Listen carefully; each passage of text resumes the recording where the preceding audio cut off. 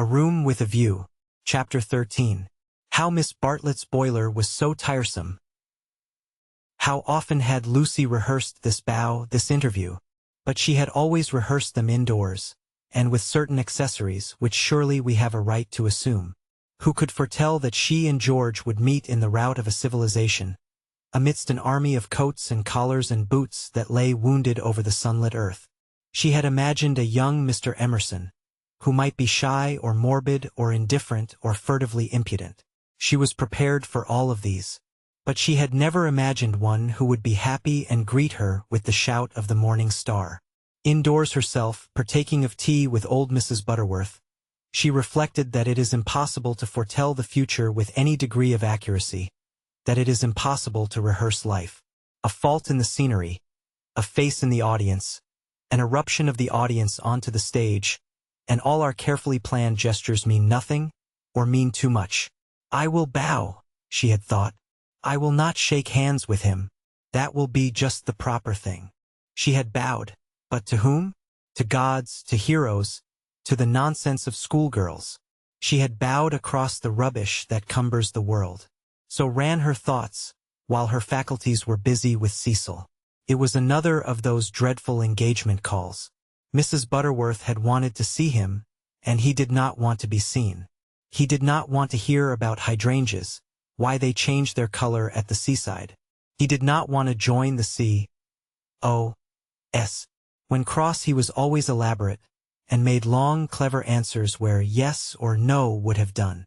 Lucy soothed him and tinkered at the conversation in a way that promised well for their married peace.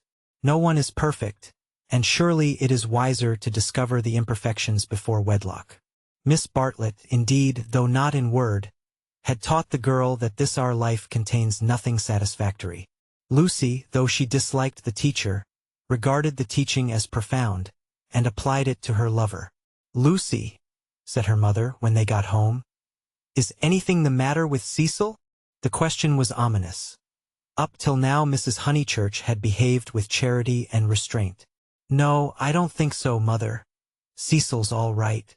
Perhaps he's tired." Lucy compromised.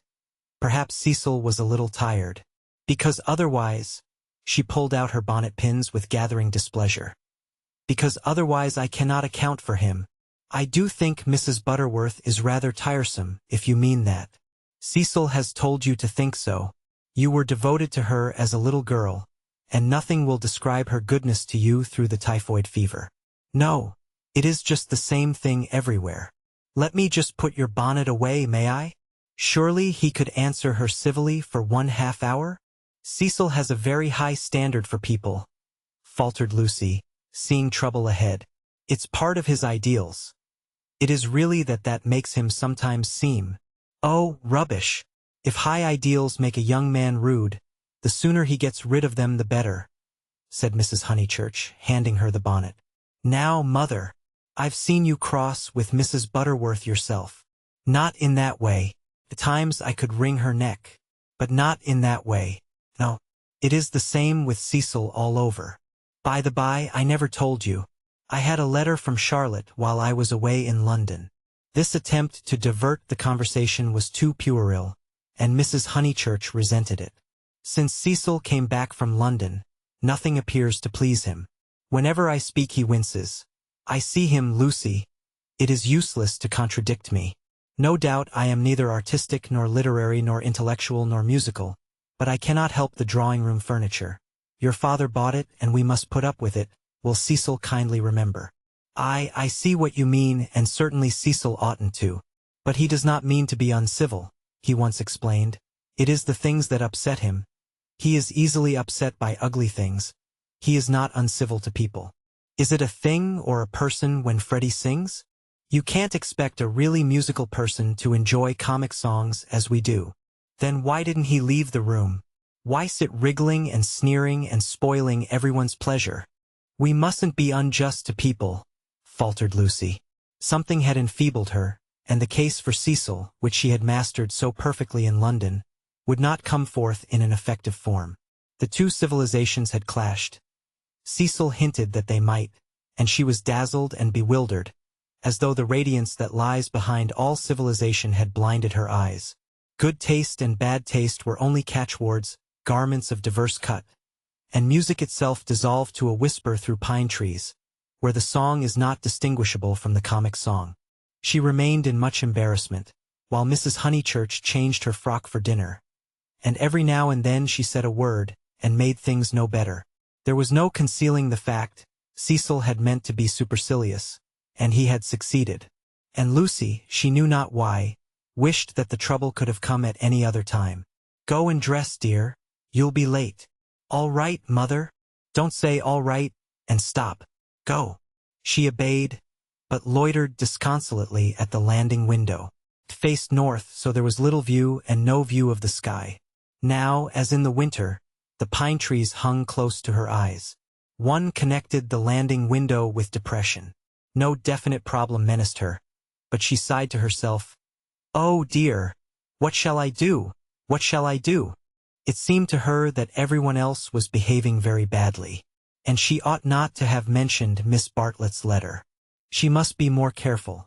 Her mother was rather inquisitive, and might have asked what it was about. Oh dear, what should she do? And then Freddie came bounding upstairs, and joined the ranks of the ill-behaved. "I say, those are topping people. My dear baby, how tiresome you've been. You have no business to take them bathing in the sacred lake. It's much too public. It was all right for you but most awkward for everyone else. Do be more careful. You forget the place is growing half suburban. I say, is anything on tomorrow week? Not that I know of. Then I want to ask the Emersons up to Sunday tennis." "Oh, I wouldn't do that, Freddie. I wouldn't do that with all this muddle. What's wrong with the court? They won't mind a bump or two, and I've ordered new balls. I meant it's better not. I really mean it." He seized her by the elbows and humorously danced her up and down the passage.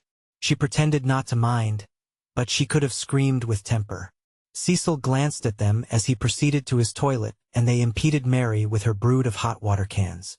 Then Mrs. Honeychurch opened her door and said, "Lucy, what a noise you're making. I have something to say to you. Did you say you had had a letter from Charlotte?" And Freddie ran away. "Yes, I really can't stop. I must dress too. How's Charlotte?" "All right."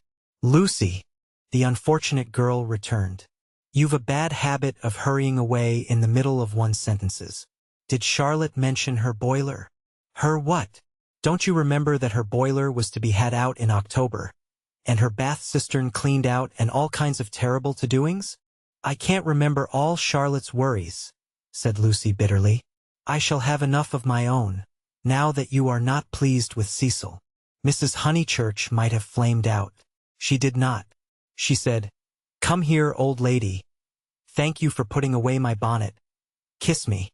And, though nothing is perfect, Lucy felt for the moment that her mother and Windy Corner and the Weald in the declining sun were perfect. So the grittiness went out of life. It generally did at Windy Corner.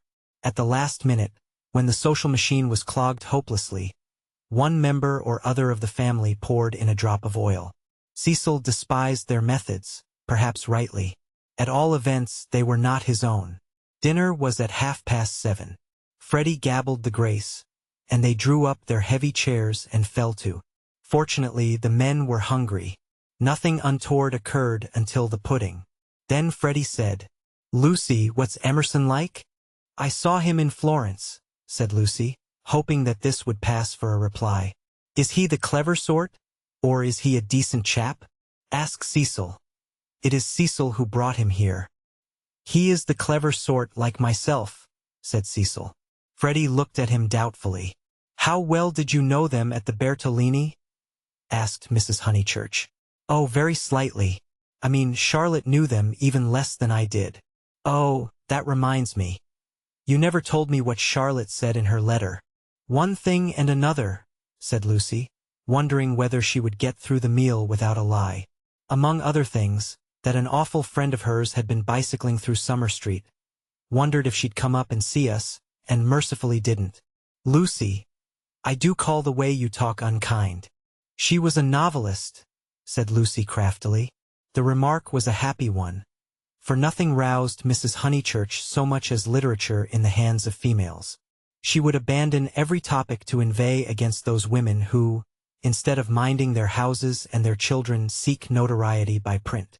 Her attitude was, if books must be written, let them be written by men, and she developed it at great length, while Cecil yawned and Freddie played at this year, next year, now never, with his plumstones, and Lucy artfully fed the flames of her mother's wrath.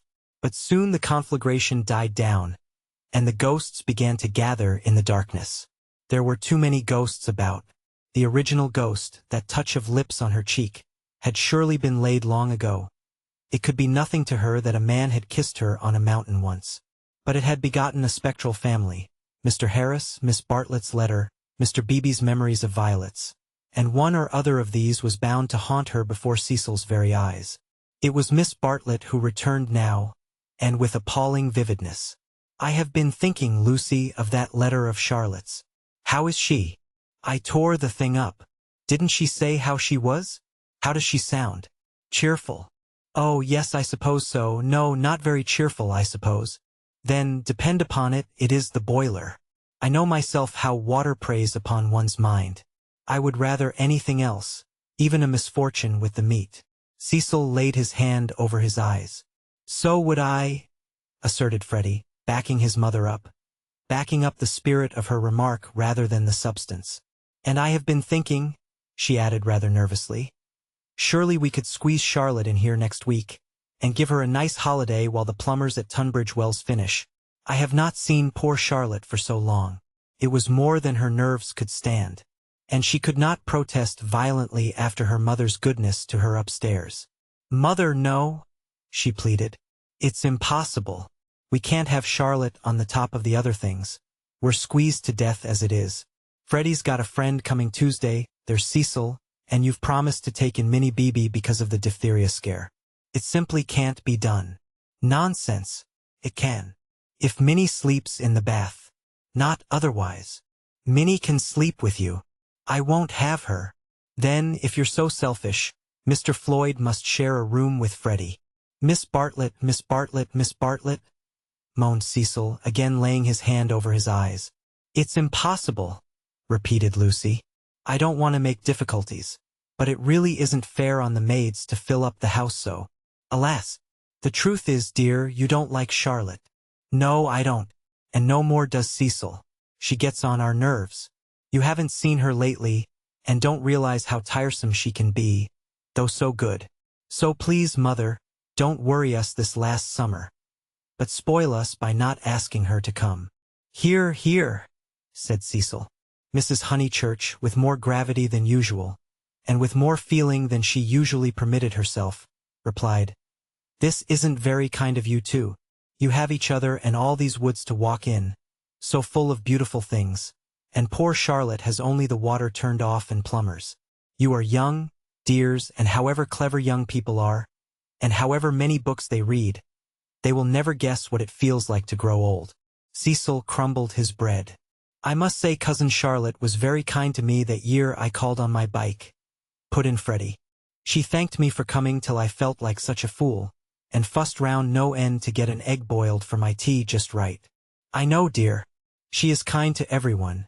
And yet Lucy makes this difficulty when we try to give her some little return. But Lucy hardened her heart. It was no good being kind to Miss Bartlett. She had tried herself too often and too recently. One might lay up treasure in heaven by the attempt, but one enriched neither Miss Bartlett nor anyone else upon earth. She was reduced to saying, I can't help it, Mother. I don't like Charlotte. I admit it's horrid of me. From your own account, you told her as much. Well, she would leave Florence so stupidly. She flurried. The ghosts were returning. They filled Italy. They were even usurping the places she had known as a child. The sacred lake would never be the same again. And, on Sunday week, something would even happen to Windy Corner. How would she fight against ghosts? For a moment the visible world faded away, and memories and emotions alone seemed real. I suppose Miss Bartlett must come, since she boils eggs so well, said Cecil, who was in rather a happier frame of mind, thanks to the admirable cooking. I didn't mean the egg was well boiled, corrected Freddie. because in point of fact she forgot to take it off, and as a matter of fact I don't care for eggs. I only meant how jolly kind she seemed. Cecil frowned again. Oh, these honeychurches. Eggs, boilers, hydrangeas, maids. Of such were their lives compact. May me and Lucy get down from our chairs? He asked, with scarcely veiled insolence. We don't want no dessert.